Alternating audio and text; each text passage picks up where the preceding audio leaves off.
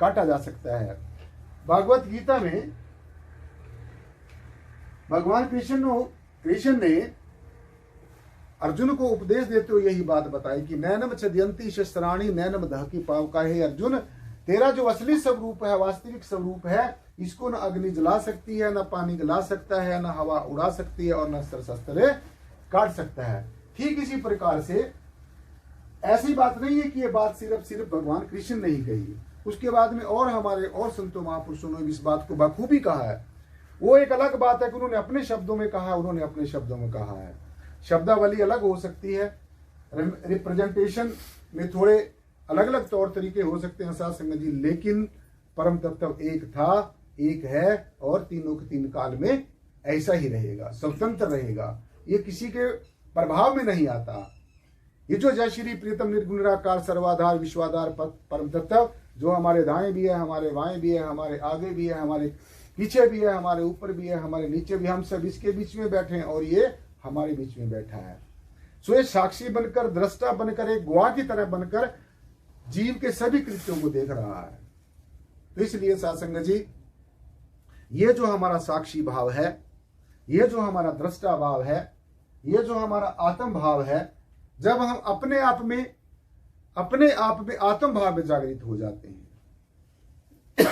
तो ये आत्म भाव जब जागृत हो जाएगा, फिर हमें ऐसा महसूस होना शुरू हो जाएगा कि मेरा परमपिता परमेश्वर और मैं, हम दोनों अलग अलग नहीं है। इसी बात को सत्य सिद्ध करने के लिए हमारे बहुत ही सारे मानव जाति के, समूचे समाज के, समूची मानवता के जो सत्संग जी मसीहा हैं, और जिनसे बड़ी बात, जिनसे शुद्ध और जिन्होंने एक डेफिनेट बात आज तक किसी ने नहीं कही है, परम पूजनीय वंदनीय सतगुरुदेव संत शिरोमणि श्री गुरु रविदास जी महाराज ने अपनी पावन वाणी में समूची मानवता को एक सांझा उपदेश देते हुए सत्संग जी बात बखूबी कही कि जो परमेश्वर है, परमात्मा है, परम तत्व है, जिसको आप अपने अलग अलग नामों से पुकार रहे हैं, अगर आप इससे मिलना चाहते हैं, अगर आप को इसका दर्शन करना चाहते हैं, तो आपके अंतर में दीनता भाव आना चाहिए, अपने सदगुरु के प्रति दीनता भाव होना चाहिए।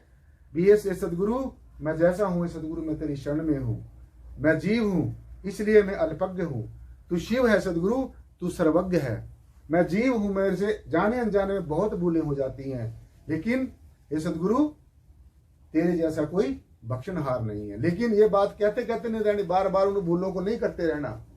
एक बार भूल हो गई तो सदगुरु ने उसको माफ कर दिया। जाने अनजाने में जो हुए गलती, उसको सदगुरु माफ करे, और उसको दंड मिले चौगुना जो जानबूझ के आप करे। फिर अगर बार बार अपने आप को श्रेष्ठ समझना और सदगुरु को भी बिल्कुल एक आम मनुष्य भी ना समझना, अगर ऐसी वृत्ति पैदा हो गई सत्संग जी, तो इस ऐसी सी वृत्ति से हमेशा हमेशा के लिए आपने सचेत रहना है। सो मैं आपको बता रहा था कि गुरु जी ने, संत शिरोमणि श्री गुरु रविदास जी महाराज ने क्या बात कही बीच में। उन्होंने अपने बीच का और परमेश्वर के बीच का जो अज्ञानता है, जो ना समझी है, हम अपने आप को अलग समझ रहे हैं, परमेश्वर को अलग समझ रहे हैं। अलग सच्चाई ये है कि ना परमेश्वर कभी आपसे अलग था, ना रह सकता है और ना हो सकता है। सीधा सीधा उदाहरण, अगर परमेश्वर और परमेश्वर का अंश रूपी आत्मा आपसे अलग होती तो आप जिंदा कैसे रहते, चाहे आप जानते हो चाहे नहीं जानते। लेकिन ये सत्य है कि हम कुछ करें या ना करें, लेकिन हमारा परमेश्वर, हमारा परम पिता परमेश्वर हमारे लिए सब कुछ समय समय के अनुसार कर रहा है। तो इसलिए ये बात बखूबी, इस सच्चाई को हमने बखूबी समझना है कि परमेश्वर और परमेश्वर के बीच का जो हमारा गैप है, तो परम श्रद्धेय संत शिरोमणि श्री गुरु रविदास जी महाराज ने इस गैप को खत्म किया, इस अज्ञानता को खत्म किया। इस जीव के और आत्मा के बीच का जो अहंकार है, जो सूक्ष्म रूप से अहंकार है, इसको खत्म किया और समूची मानवता को यह संदेश दिया कि हे दुनिया के लोगों, समझो, ये समझने का विषय है, ये करने धरने का विषय नहीं है। और अपनी पावन वाणी में सत्संग जी संदेश दिया कि समझ समझ के मुक्ति पावे, काल फांस के बीच न आवे। यानी कि ये समझने का है, इसको समझते जाओ। हम समझने वाले हैं, हम समझाने वाले नहीं हैं। हम स्टूडेंट हैं, हम गुरु नहीं हैं। हम स्टूडेंट हैं, हम टीचर प्रीचर नहीं है। चाहे सदगुरु हमें कितना भी बड़ा बना दे, but we should try to be positive and we should try to be a student and never we should not pose our self that I am teacher, I am preacher, I am guru, I am this, I am that. कुछ भी सदगुरु हमें कितनी भी उपमा दे दे, लेकिन हम सदगुरु के आगे फिर भी एक स्टूडेंट हैं, हम जिज्ञासु हैं, अभी हम सीख रहे हैं और सीखते ही रहना चाहिए। क्योंकि परिपूर्ण तो सिर्फ ये ब्रह्म है, ये परमेश्वर है, ये जय श्री प्रियतम निर्गुण निराकार सर्वाधार विश्वाधार परम तत्व है। जीव के अंदर जीवपना तो रहेगा ही रहेगा। सो इसलिए सासंग जी, गुरु जी ने सारी बातों को बीच में से इस अज्ञानता को, इस नासमझी को दूर किया और कहा भी तो ही मोही मोही तो ही अंतर कैसा, कनक कटक जल तरंग जैसा। भी हे परमेश्वर, तू ये कह सकता है कि मैं तेरा नहीं हूं? परमेश्वर कभी कह सकता है भी आप परमात्मा के नहीं हो? नहीं कह सकता।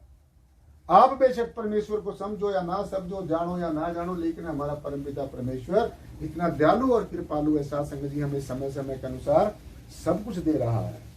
तो यही अरदास करनी है सदगुरु, हे परमपिता परमेश्वर, हे खंडो ब्रह्मंडों के मालिक परमपिता, हे जय श्री प्रियतम निर्गुणाकार सर्वाधार विश्वाधार परम तत्व, मुझे वो चीज देना जो तेरी दृष्टि में मेरे लिए ठीक हो, और मुझे वो चीज मत देना जो तेरी दृष्टि में मेरे लिए वो चीज ठीक ना हो। क्योंकि मुझसे ज्यादा समझदार और मुझसे ज्यादा न्याय करने वाला और मुझसे ज्यादा जस्टिफिकेशन करना है सदगुरु, तेरे से ऊपर कोई नहीं हो सकता। सो ये परमेश्वर या फिर इसका जो साक्षात जो स्वरूप है, जो इसका साथ साथ रिप्रेजेंटेटिव है, जिसको हम ब्रह्मनिष्ठ ब्रह्मवेता आत्मवेता सदगुरु कहते हैं, और वो समय का होना चाहिए। ये नहीं है कि जो एक स्कूल में एक मास्टर पढ़ा के चला गया और स्कूल में दूसरा आ गया। ये ज्ञान, ये युक्ति, ये योग, ये कभी भी समाप्त नहीं होता। साथ ये शरीर बदलते रहते हैं, ये ज्ञान, ये युक्ति, ये योग कभी नहीं बदलता होता है। तो इसलिए समय का सतगुरु होना चाहिए। There should be a living spiritual master in our life, spiritual living spiritual master. कल्पनाओं में नहीं फंसना है, इधर उधर से उधारी ली गई बातों में नहीं फंसना है, इधर उधर से सुनी सुनाई बातों में नहीं फंसना है। जो तुम्हारा स्वयं का अनुभव हो, क्योंकि जो स्वयं के द्वारा जाना जाता है, स्वयं के द्वारा देखा जाता है, स्वयं के द्वारा अनुभव किया जाता है और स्वयं के अंदर ही किया जाता है। स्वयं के द्वारा, स्वयं के अंदर, स्वयं को जानना, यही सासंग जी ब्रह्म ज्ञान है, यही आत्मज्ञान है, यही निज स्वरूप को जानने की विद्या है, कला है, जिसको परा विद्या कहा गया है। सब विद्याओं में परा है, सब विद्याओं से श्रेष्ठ है। ये सारी विद्याएं, कलाएं, जितनी रिद्धियां सिद्धियां देवयान जो मार्ग है, वो सारा का सारा इसी परा विद्या में आ, जैसे ब्रह्म ज्ञान में आ जाता है, इसी आत्म ज्ञान में आ जाता है। इसलिए जो स्वयं के द्वारा जाना जाता है वो वास्तविक चीज होती है, और जो उधारी लुई इधर उधर से इकट्ठी की गई जो झोलियां भरी हुई चीजें होती हैं, वो कभी भी आपको धोखा दे सकती है। तो इसलिए स्वयं का अनुभव, self experimentation, self reliance, self, इस सारे का सारा सेल्फ जो है, अपना आप, तुम्हारा अपना आप। महायोगी गोरक्षनाथ जी महाराज ने अपने सदगुरुदेव मोहम्मद सेंद्रनाथ जी महाराज से एक बार ये सवाल पूछा कि हे सदगुरु, अब आपने मुझे ये भी बोध करा दिया है, देखो ज्ञान होना एक बहुत बड़ी बात नहीं है, ज्ञान आपको हो सकता है, और दूसरी बात सीधी सीधी समझना है, हर एक चीज ज्ञान नहीं होती। जितनी भी आपको संसार की चीजों के बारे में जानकारियां हैं, जितनी भी आपको संसार के विषयों के सब्जेक्ट्स के बारे में जानकारियां हैं, वो ज्ञान नहीं है।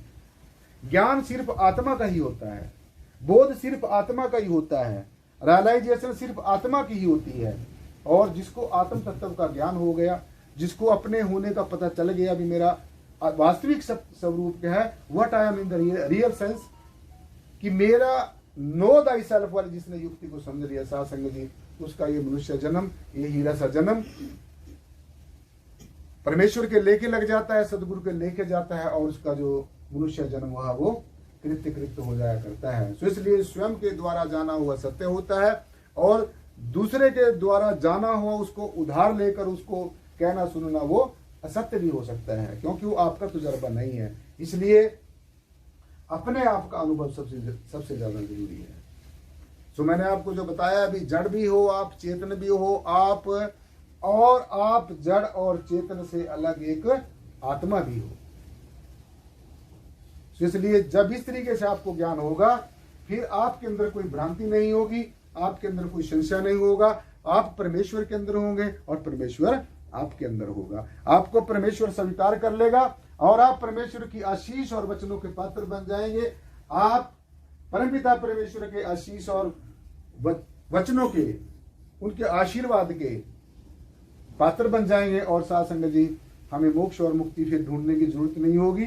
मोक्ष और मुक्ति, निर्वाण गति, कैवल्य ज्ञान अपने आप ही आपको ढूंढता ढूंढता आपके दरबार पर दस्तक करेगा। आपके दरवाजे पे खुद ही ढूंढता ढूंढता ये ब्रह्म ज्ञान अपने आप ही पहुंच जाएगा, बेशर्ते कि हम उस चीज के पात्र हों। भगवान जी ने कहा कि जो पात्र होता है, जो पात्र होता है और पात्र से भी सुपात्र होता है, उसको ये ज्ञान सासंग जी उसके गले उतरता है। अदरवाइज आज आप देख रहे हैं कि कितना ज्ञान का ढिंडोरा पिटता जा रहा है।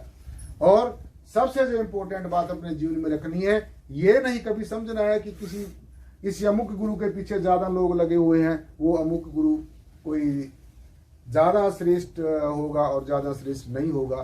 तो इस प्रपंच में नहीं पढ़ना है। एक मनुष्य के शरीर में भी वही आत्मा है और सारे यूनिवर्स के शरीरों के अंदर भी वही आत्म तत्व है। तो मैं आपको ऐसा समझ के बोल रहा हूं कि मैं आपकी आत्मा को, जो सुप्त अवस्था में आत्मा पड़ी है, जो दिव्य शक्तियां हमारे सबके अंदर सुप्त अवस्था में पड़ी हैं, उनको ये ज्ञान की टंकार लगे, इस ब्रह्म ज्ञान का तीर लगे, इस सोच का तीर लगे, इस आइडियोलॉजी का तीर लगे, इस विचारधारा का सोच लगे। क्योंकि संत मत जो है एक आइडियोलॉजी है। संत मत कोई वेशभूषा का नाम नहीं है, संत मत कोई रीति रिवाजों का नाम नहीं है, संत मत कोई किसी भी तरीके का बंधन नहीं है। संत मत का मतलब होता है जो जब सारी मतें भूल जाता है, जीवपना समाप्त हो जाता है, सूक्ष्म रूप से अहंकार खत्म होना शुरू हो जाता है, ईर्ष्या द्वेष समाप्त होने शुरू हो जाते हैं, आपसे भी खिंचातानी समाप्त होनी शुरू हो जाती है। तो फिर हमारे अंदर एक समता, समानता, समरसता, एक रूपता, आपस में भाईचारे की भावना फिर पैदा होनी शुरू होती है। जब ये सारी अटकलें रास्ते में से हट जाते हैं तो इसको कहा जाता है संत मत। सीधी सीधी बातें करना, सीधा साधा जीवन हो, और सीधा सीधा जो जीव है उसको सीधे सीधे शब्दों में ये बात समझानी चाहिए, आ जानी चाहिए। तो इसलिए सासंग जी, अपने आप को आत्मा जानना है, अपने आप को, क्योंकि भगवान जी ने कहा कि हे अर्जुन, तू ये शरीर नहीं है, तू इस तन से परे, इस मन से परे, इस बुद्धि से परे, इस चित्त से परे और इस सूक्ष्म अहंकार से परे। हे अर्जुन, तू एक पावन पवित्र आत्मा है और आत्मा बनकर ही संसार में काम कर। ना तेरे लिए कोई अच्छा है, ना तेरे लिए कोई बुरा है। तो कभी कभी ऐसा भाव लेके भी बैठना चाहिए। हर समय तो चलो जीव ऐसे भाव में नहीं रहता, तो कम से कम 24 घंटे में सासंग जी कुछ ना कुछ हमने ऐसा समय निकालना चाहिए कि जब हम ये कह सके कि हम सदगुरु भगवान के लिए कुछ कर रहे हैं। जीव अपने लिए जीवन जी